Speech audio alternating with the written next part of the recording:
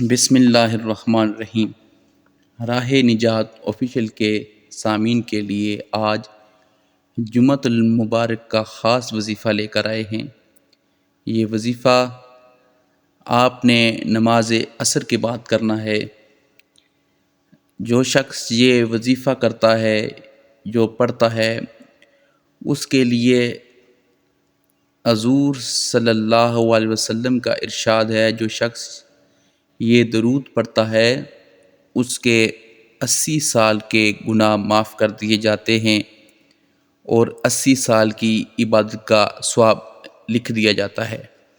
القول البدی میں ہے کہ جو شخص جمعہ کے دن عصر کے بعد اپنی جگہ سے اٹھنے سے پہلے یہ درود شریف 80 مرتبہ پڑھتا ہے، اس کے 80 سال کے گناہ معاف کر دیے جاتے ہیں اور 80 سال کی عبادت کا ثواب لکھا جاتا ہے۔